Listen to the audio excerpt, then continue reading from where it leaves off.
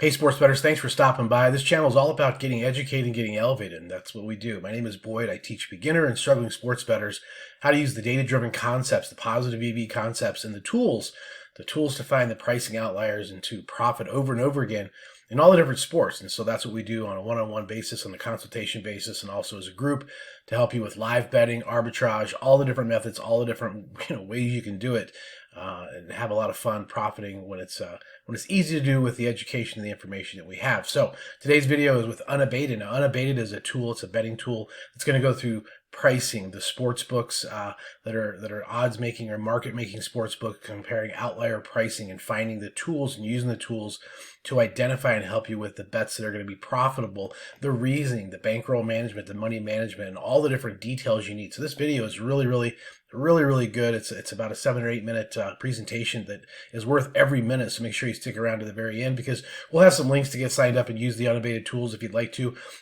Jack does a great job of describing how to identify the different values in the tools themselves. So great listen, great watch. Sit back and enjoy, and here we go. Hey guys, real quick before we get into the video with Unabated, wanted to remind you that if you're new to the channel, please give us a like, a share, a join, and if you like this kind of content, this is what we do. We try to bring you as much information to help you expedite your learning journey with the sports betting world. One of the cool things we have developed as well is a quiz. It's an assessment quiz that really helps you understand where you stand, where you're at in the whole educational piece of the sports betting journey. So we have the link down below. It's a scorecard, and you can take the 25 question quiz. It'll literally give you immediately the feedback and your score, or your ranking, your sort of rating, and where you are in the educational piece of the sports betting journey. So you can kind of test yourself to see where you stand and kind of where you are. Kind of a cool thing. So make sure you hit that link and let us know, any questions or feedback you have on that. Also, make sure you stop by the website, boyddavis.com, to set up a consultation call if you want to touch base and talk about, your next steps and how you can proceed to start to be a profitable sports bettor on a consistent basis. Happy to do that as well. So make sure you hit those below. Let's get into the video.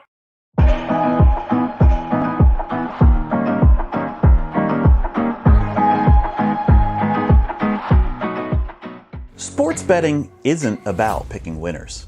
If you're doing that, you're trying to predict the future, and predicting the future is hard. In the next few minutes, I'll show you how you can start your journey to winning where so many people lose. Hi, I'm Jack from Unabated.com. I've been a pro bettor for over 20 years. I started out as a card counter attacking casino blackjack games, then moved on to other things, and now I focus on sports betting. First, let's talk about what profitable sports betting isn't. I got so many $100,000 pub tickets. Nobody made more money in sports betting than me. It's not a get-rich-quick scheme. Don't be fooled by those who pretend that sports betting is about massive payouts and long-shot wins. There's a reason sportsbooks focus on those things and show you the big winners.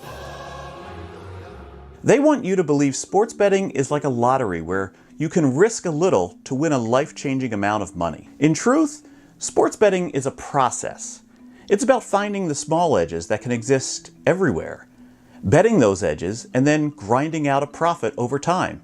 Find the edge, bet the edge appropriately, and then rinse and repeat. That's the process. It's also about probability. Let's find your first edge, and that will help explain probability. Take this coin, for instance. If I were to flip this coin, there's a 50% chance that it'll land heads and a 50% chance it'll land tails. Simple, straightforward probability. Now let's add in the price.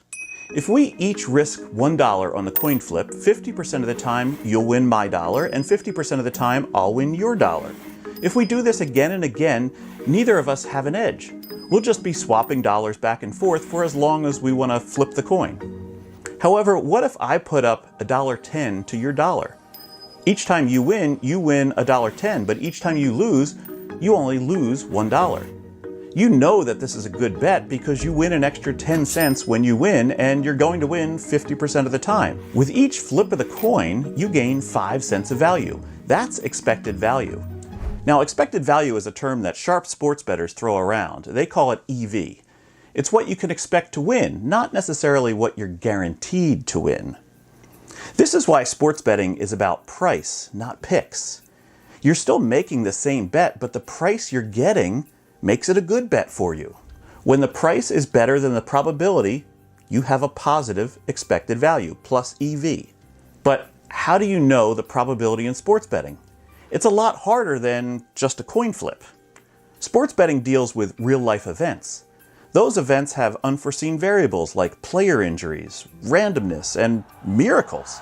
Some people try to calculate their own probabilities, but remember, I told you, predicting the future is hard. If you're going to do that, you need a lot of study and research to be better than the sportsbook.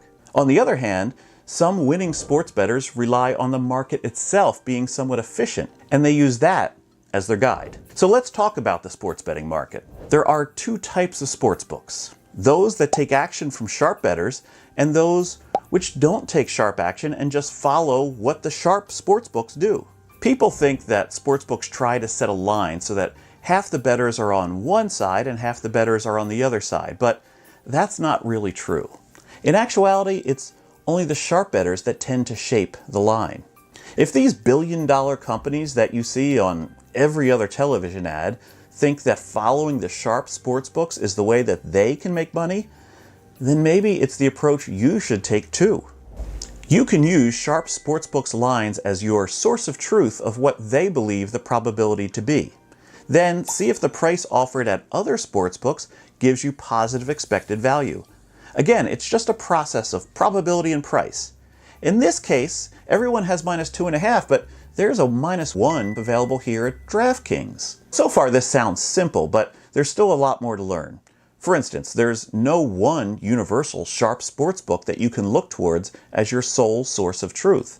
Different sportsbooks have strengths and weaknesses in how they set lines and adjust for sharp action. A sportsbook that might be the sharpest for the NBA might not be as sharp in the NFL. Next, you need to know how much to bet. A lot of sports bettors think that the reason they don't win is because of bankroll management, as if bankroll management can be some magic formula that can turn bad sports betting into profitable sports betting. Well, they're half right. Bankroll management might be a big reason why they're not winning, but it's not any magic elixir for what ails them. Chances are they're overbetting their bankroll, or maybe they don't operate with a bankroll at all. This is John Kelly. He developed a system known as the Kelly criterion.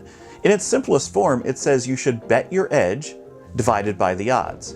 Take our coin flip example from earlier. You had a 5% edge over me in the coin flipping. Kelly betting would have you bet about 5% of your bankroll on every flip.